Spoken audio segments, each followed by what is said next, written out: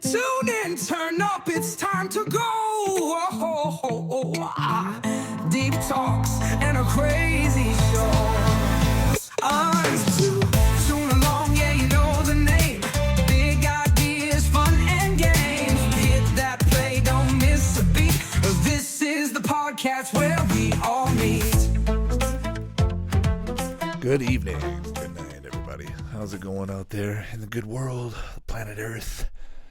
Spinning around, trying to get some cartoons going here. We're going to watch Dilbert, Season 1, Episode 10, Y2K. You know, when you see the list of episodes and you see an episode called Y2K, I can't think of anything better than to talk about some, 2000s scary internet world. Let me tell you what happened. Okay, let's start the episode. Here we go.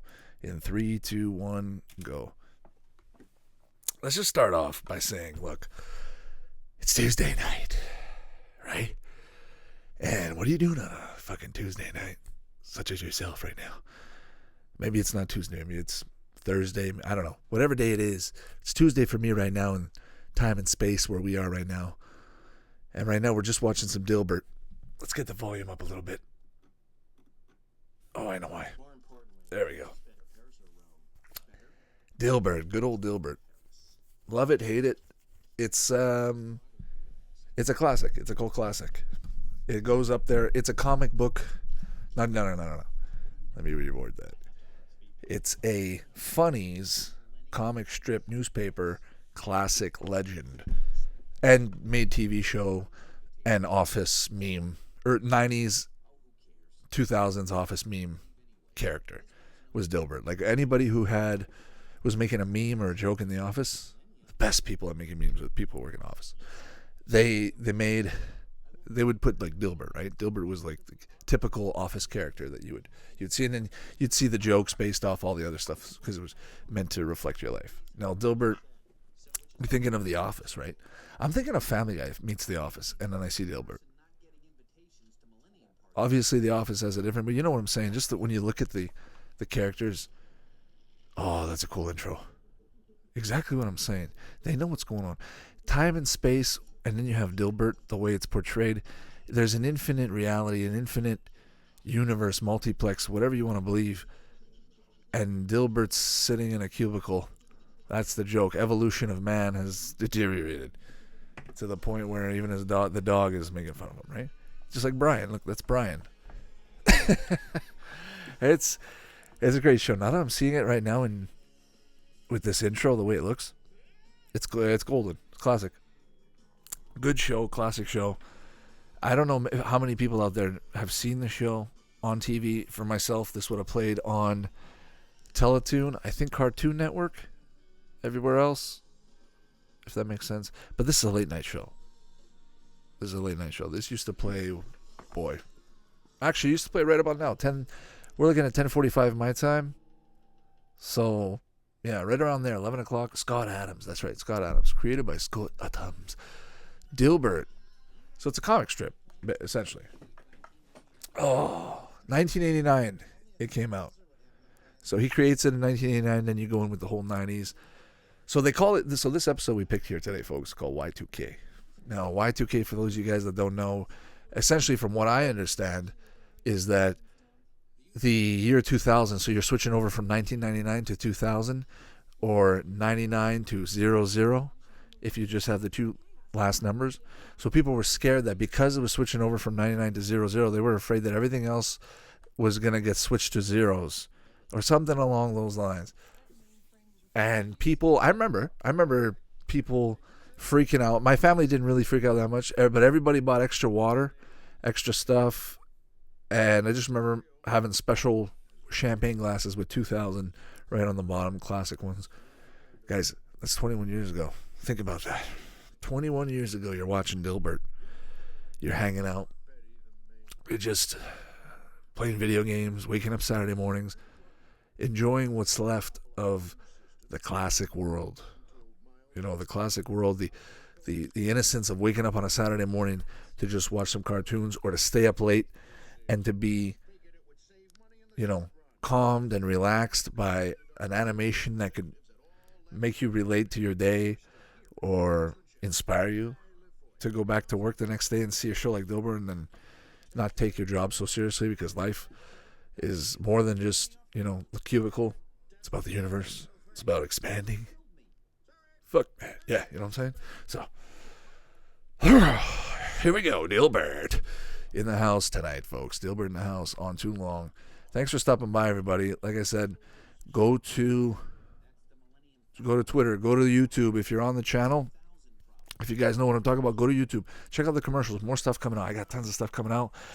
Dilbert, great show. I hope we find some Dilbert promos. That would be cool. That'd be nice. But the quality right now, Dilbert looks really good. His tie, I remember his tie is always curved. And the guy in the back with the glasses, he's like the quiet character from the show, right? And then you got the boss with the missing hair in the middle because he's panicking. He's super nervous. Things are stressful. Now, I don't want to put anybody down that works in an office space. I understand, we got to make ends meet. We've all been there. But there's something about working in the office that I would think I would enjoy for a certain amount of time. But after a while, it's going to be, it's going to feel like a prison. I think anywhere you go, it might feel like a prison. But at the end of the day, we're all stuck to prison. Well, what's your prison cell going to look like? That's the bottom line. So I think a cubicle might be cool if you had like an office corner, or but then you still have to deal with the politics of the office. You got to go to work, you got to play the game the way they're socializing. They don't want to see each other. But after 20 years of working together, you sort of have a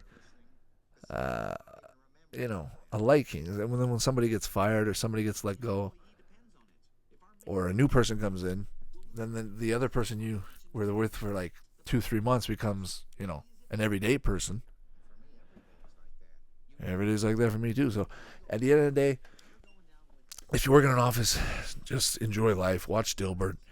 Bring it to work. Put it on your phone. Watch it in the cubicle.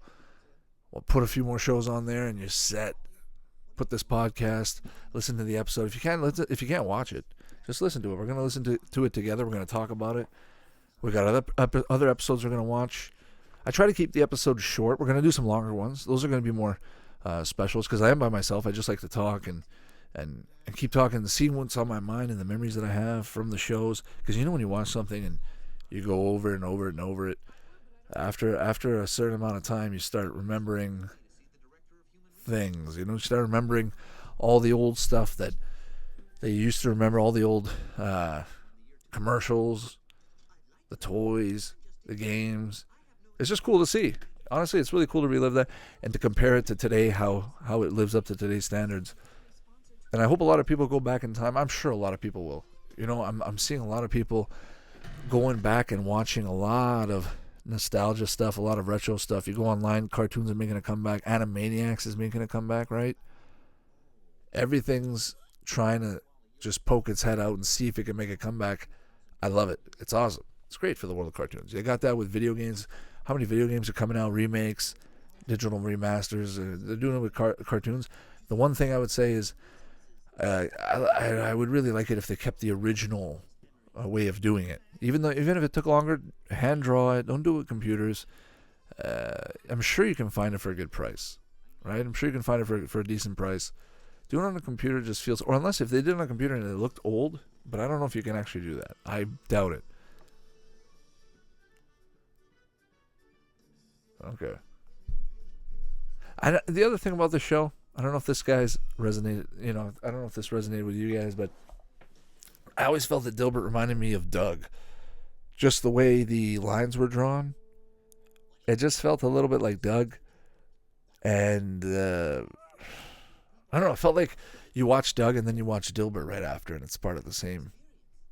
Just even the characters, the way you see them. They're not as goofy, because they're not supposed to be as childish. It's supposed to be a mature show. You're going to watch this in your teens. You're going to watch this in college, getting ready to go out in the field, out to work in the white-collar world.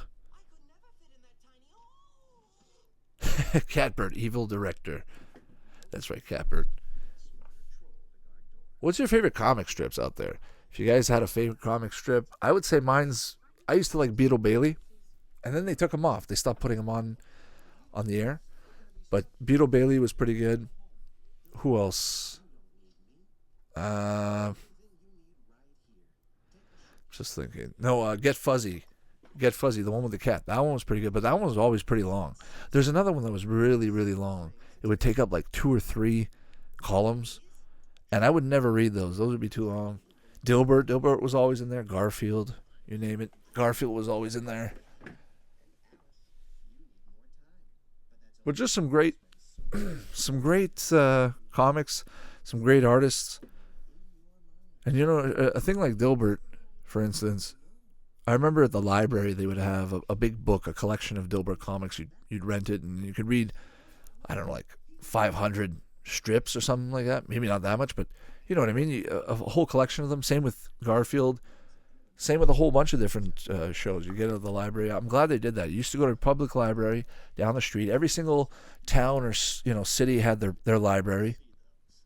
You walk in, you can get a membership, pay extra if you don't live in the little town or county. Pay extra. Go outside. Go get yourself some books, some movies, some CDs, some magazines, all kinds of stuff. Explore the library. They always have these really unique items that, you know, sometimes you're not going to see even in a bookstore. You have to go to the library. Go check it out. But right now, obviously, you can't. It's very difficult to go to the library depending on where you live with all that's going on. So, but when you have a chance, go check out your local library and check out some Dilbert comic strips. Check out some Garfield. Check out some Goosebumps, good old-fashioned Goosebumps books. Those are classics, right? I remember they came out with not the remakes. It's the same story, but they redid the covers. And then after that, they came out with the original covers, but just maybe more enhanced. So they had the original cover, except the colors were a bit, you know. But there's something about the original cover, the way it feels, the 3D-ness of it when you touch the logo and you look at the picture and you look at the side. Every single book had a different color, and when you put it on your shelf, it had this certain feel. You knew when somebody had Goosebumps books on their shelf. You knew it, right? Catbird and Dogbert. Oh, another show this reminds me of is Futurama. That's right. Well, this would play right before Futurama, I think, on Teletoon. That's right. This would play on Teletoon right before Futurama. That would have been a commercial break right there, 11 minutes. So right in the middle of the episode. Interesting house. Just the world of corporatism in itself in the 90s. You have to think of the mentality. There's an art to it. I mean, it's something to think about, but it's a lifestyle. The corporate worker, the corporate salary man from around the world, but mostly North America. Just think about what he went through, or she went through, or everybody went through in the 90s during, working in the office. It was really tough back then. I mean, it was tough. With the internet being very limited, a lot of problems in the office. Obviously, everybody knows. A lot of inequality, all of stuff like that, right? So when you think about what people had to go through in the 90s to go through the whole office and transition to 2000s into the internet with the MP3 and the iPod, you're going to work now. It's more enjoyable. You're able to bring more stuff. Now you have the internet, so when you're at work, you can watch some shows. It's more enjoyable. Now you have more people. There's friends. They're making it easier at work. But think about the 90s. You have to use that stupid scanner, just like they had in Office Space, that scanner that just won't work. And you got to put code just to save a file. You got to input some code. It's brutal. I could imagine the stress. And then you go home and the TV's barely working. But anyways, it's all perspective. Back then, people probably loved life and they were enjoying life just as much as today. They just didn't know how good they were missing out on the future. So, but at the end of the day, a show like Dilbert, you go back in time, you sit down on a Tuesday night, lay your feet back, put your feet up, sit back, relax. It's a tough day. Like Tuesday is always a tough day. They always make Tuesday, Taco Tuesday, Cheapy Tuesday. You always go to the movies on a Tuesday. It's cheaper.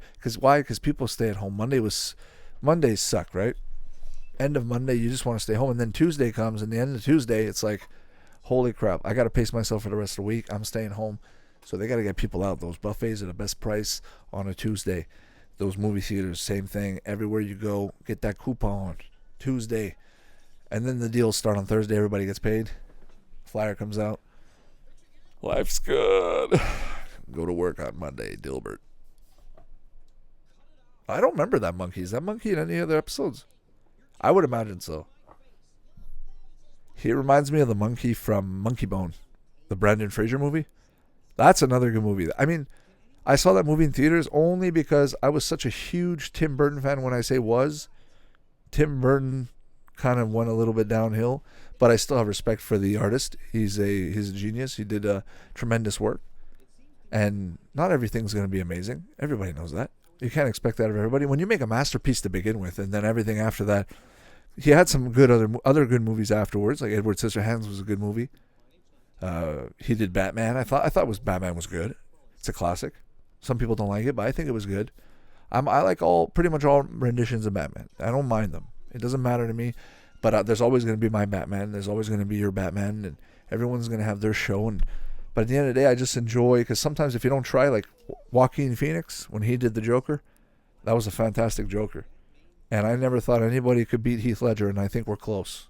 If not, but just because it's maybe so fresh, it feels better. We're going to have to rewatch it. And it's just, time rolls on. You just got to rewatch them and enjoy them. Remember for what you enjoyed them, and then enjoy them in the future in a new light, in a new aspect. And the show might affect you differently. That's what's amazing about these shows. That's why they make a comeback. That's why they're so good. That's why they make money. That's why they come back, because people have connection with them for a reason. So here we go. 22:33. Total episode time. It's pretty good. Oh, I remember this guy would always yell.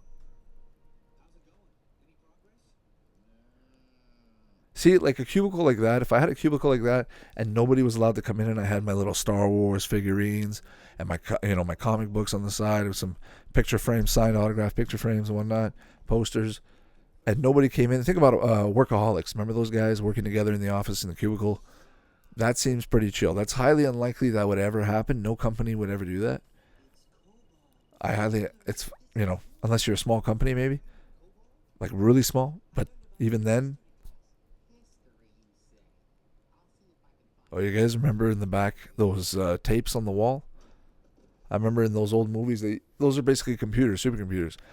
The entire room, it had what, like 300 megabytes? Not even, right? Not even. I'm probably way too high on that one. Well, there's pyramids being built. Now, do you guys think the pyramids out there were built like that, or do you think they were built another way? I don't know, myself personally, I think they were built maybe another way. Who knows? Who knows? And it's fun to think about, too.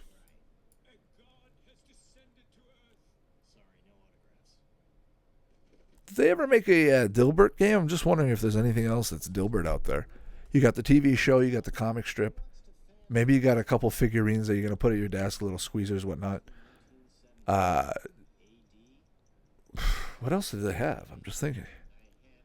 They might have had a comic book. Maybe they had a short-term comic book. Figurines for sure. But that's about it, right? Maybe a few merchandising ideas with the character on some office stuff. But, my dad actually, he's a traditional office guy. I mean, he works from home now, but he worked at the office. He would always go in every day, and then finally he was able to work for the past 15 years at home, which is awesome. But still, nonetheless, it was a tough job. Still is a tough job. But his favorite character is Dilbert, Garfield, and Wallace and Gromit. And I remember on his computer, he'd always have like either a Dilbert wallpaper, or on the wall, the actual wall, he'd have a Dilbert calendar with some strips and all that stuff. And either that or Garfield, or, you can edit your computer. You can put different sounds for when you close the menu or minimize and all that startup. And he would put Wallace and Gromit sounds from the movies, from the original movies there, the ones where they go on the moon. Just some cool characters. And some of the art, and I feel like when I watch this show, it just reminds me of all those other characters my dad would watch. And we'd get together, go downstairs in the basement, rent something from the library, like I said, on VHS, way back when. And you go in the back, and they had the art section. For ourselves, they had the Canadian art section, but they also promoted world art from across the world, stuff that was really good. And Dilbert was there. And, all these shows, all these claymation movies, all these claymation shows, cartoons, stuff that came out maybe with like one episode or one season, these pilots They were just so cool to see. And now today, you just put them on YouTube, or you go on, maybe Adult Swim will pick something up, something like that. They got a lot of shows like that. But back then, just imagine trying to distribute something that you created and you want the world to see it. How are you going to do it? You got to put it on VHS. You got to send it to the right address, hope for the best, or go out there and pitch it yourself. But how are you going to pitch it? You need money. Back then, advertising, you need money. Internet costs so expensive to make a website back in the day. Today, it's not like today. So just think about it. Go back 15, 20 years, and I just wanted to make a website. I just wanted to make a podcast. I wanted to talk about cartoons. There was no way to do that. There was absolutely no way. And I'm so glad there's a way to incorporate cartoons, video games, movies, TV shows, everything, all within one place where you can talk about it, share with it. And because, nothing lasts forever. Eventually, the toys you have, they could be, my people can take them. They could be, you can sell them. You might have a fire. You never know. And knock on wood, never know. So I want to just make a nice, documentary kind of flow on a website with a YouTube channel and a podcast, and just talk about all the good old days and all the stuff that I've been able to, lucky enough to keep and really just, cherish over the years and keep them and just have good memories. Just want to share with you, put on a podcast, and hang out. That's it, folks. That's all I want to do. So come on by, right? I'll be waiting. All right. So, Dilbert right now is in the office space. That office space looks fucking dope. With the little tube hanging on the top, with the wires, those lights going blinking. I wish I had that in my house. I don't care if it sucks. I want that in my house. I want to hear the fans. I want to hear the sound. I want to hear all that shit. It's really cool. Old machines are just really cool. When you see old modems with those big bus bars, big bus terminal bars in the back, and those switches with those big buttons, all beige, all, one color, with a little blinky orange light or green light, just something. And all it would do was just, switch your network card or whatever it was. I don't remember, but something that you can just do on a program or on an app. It's all on there. Makes you think, what's coming next, right? Next thing you know, everybody's plugged into Neuralink and we're all on a cloud. We're fucking telepathically connected and talking to each other. That'd be fucking dope. What would you say? I'd say, how's it going? You like cartoons? So do I. Oh, well, how did that get wet? Larry Charles. And that's the end of it, guys. That's the end of the episode. That's Dilbert. Y2K. How was your guys' Y2K? If you guys lived through the Y2K, how old were you? And what do you guys remember? I mean, like I said, from what I remember, people were just freaking out a little bit.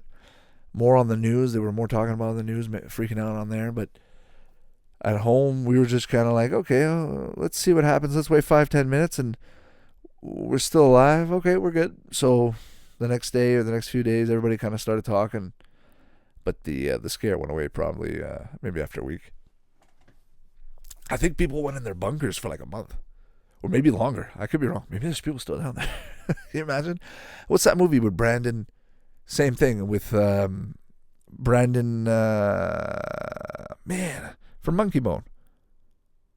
You guys know who I'm talking about. Anyways, that same guy with Christopher Walken in there, where they're in the basement, right? They're in the basement, and then they think a nuclear bomb goes off. They go hide in the bunker. They're there for like 15, 20 years, maybe even longer.